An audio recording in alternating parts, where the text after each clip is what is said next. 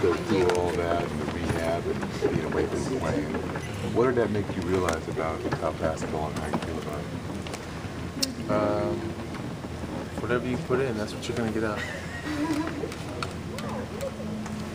Making sure that my body is well equipped enough to play. You know, things happen on the court, you know.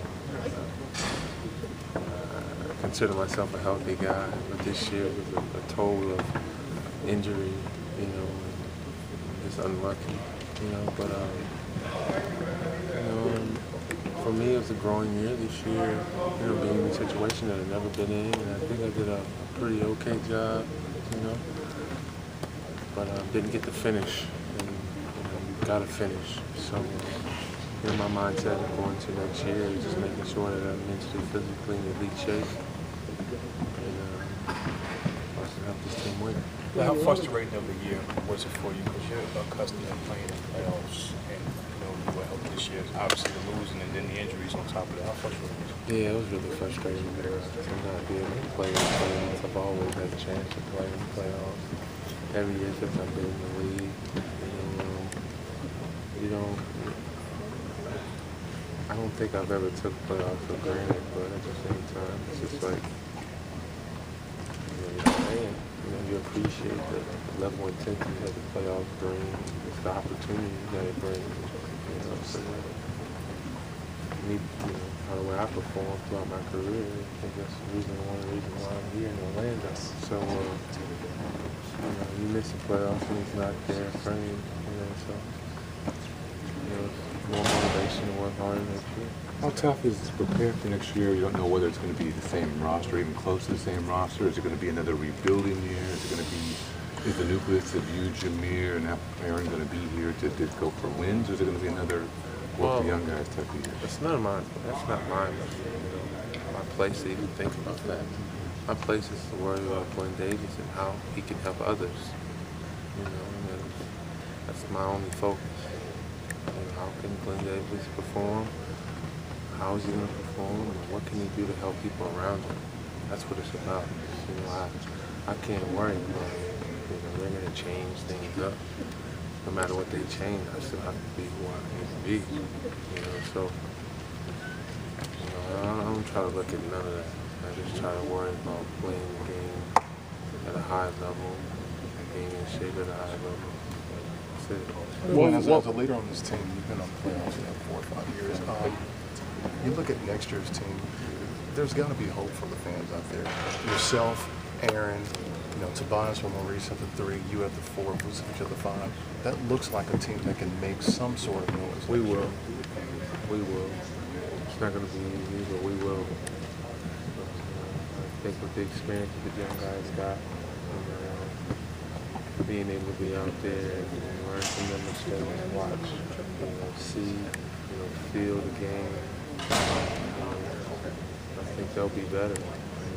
But now they just have that mentality, mindset as far as the playoff basketball. You know, because even that's a different ball game. They haven't experienced it yet, so they have to put their mind there. You know, and try to imagine or try to just empathy as much as they can. What were you able to pass along to some of these younger guys throughout the season? Understanding that consistency is the key. Playing hard, working hard, but doing it every day. That's the real key to success, I feel like, for a team. You know, trying to make them understand that. And also just being accountable, you know, to the next guy, you know, being a team, you know, so just try to preach that all year, but it's hard when you're not playing, you know. It's easier when you're playing because you can, you know, they can see you go just as hard every day. It's easy to follow, you know, but like I said, you know, my focus is to get my mind right and my body right so I can give them that example and have someone to follow. People talking about your value to the team point out the fact you were 12 and 13 when you went out. After that, they only were like 8 and 48 or 8 and 56. You guys were on a bit of a roll then, and then it all just kind of came apart once you went. Yeah. You know, you see that, you know, you feel bad. You know, and what did I want? You know, you manage your body. You know, but we were, and that's the beautiful thing about that. You know, we showed that we can play. Part of the year, we showed that we can compete, play the best of them. You know, and try to make a run for playoffs. So that gets me excited for next year, especially with the new addition to Tobias, who can play at a high level. Young kid who has a huge upside. And Nick, you know, I think me going out helped Nick bloom. You know, he wouldn't be getting 30 rebounds if I was out there. You know, so he's been doing a great job, and his growth and just maturity of the game is going to most definitely help us for next year. Do the players have a confidence in their general manager, seeing what Rob brought in here with Nick and Mo and the trade with Dwight and everything, and then what he's done in the past at Oklahoma City with the draft? Are you expecting to get a talent that's going to be an all-star down the road? My job is not to worry about who comes in and out of the year. My job is to make sure that I set an example as a leader. You know, whoever he brings in, you know, that's who he brings in. And but does it give you guys confidence? We have the most confidence in, you know, upstairs, and we're going to play hard. You know, so you know, yeah, it gives us some confidence. You know, he's a wonderful GM. He knows what he's doing. He's experienced in a lot of ways. You know, and a great staff. You know, but I say it's not my place to worry about that.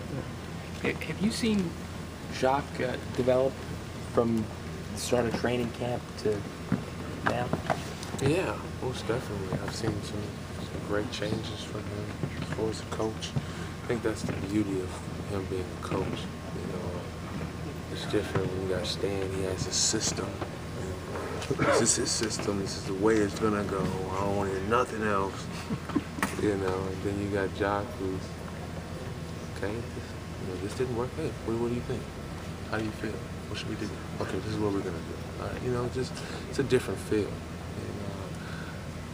Me, I work better with the Jock system. I love Stan, but I love Stan to death. But you know, Jock's more my type of system. You know.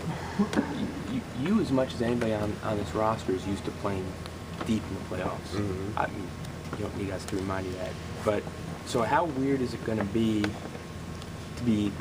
watching?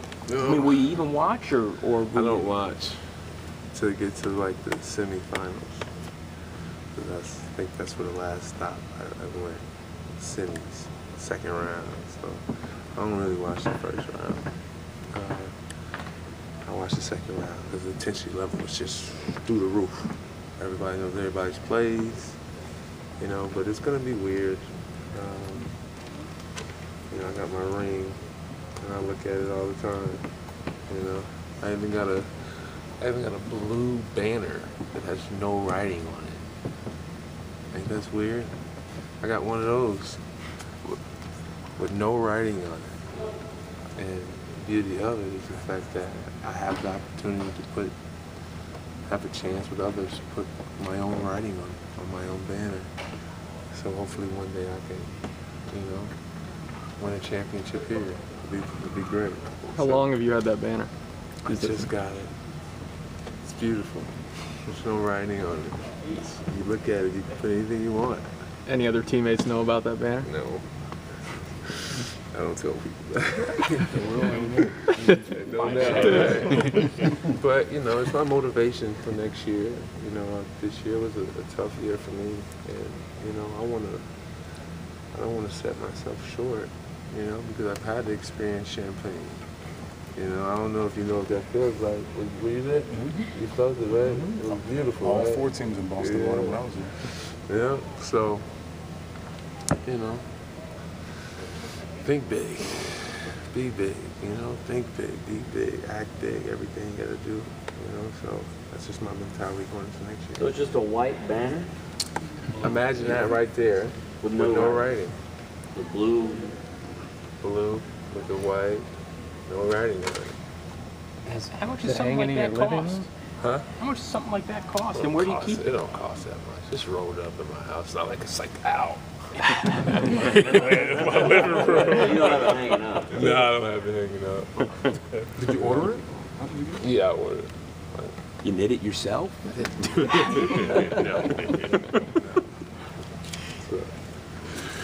Glenn, you spent time up there in Boston. What was your thoughts on everything that happened?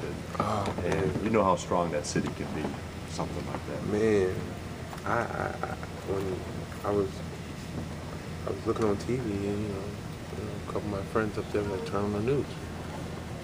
I just couldn't believe it, man. I couldn't believe what happened. A city that I was almost born in, for the part of. It's just sad, But the beautiful thing is that the fact that in America, when things like this happen, we come together. We don't spread apart. We unite. We come together and do what we need to do, to get over these things. And Boston is a strong city. Historically, it's it's the capital of history. My heart goes out to the Boston, people out there, families that went through the tragic moment. And Boston is strong. We shall overcome this moment. Thanks, Glenn. Thanks, Glenn. Have a good summer.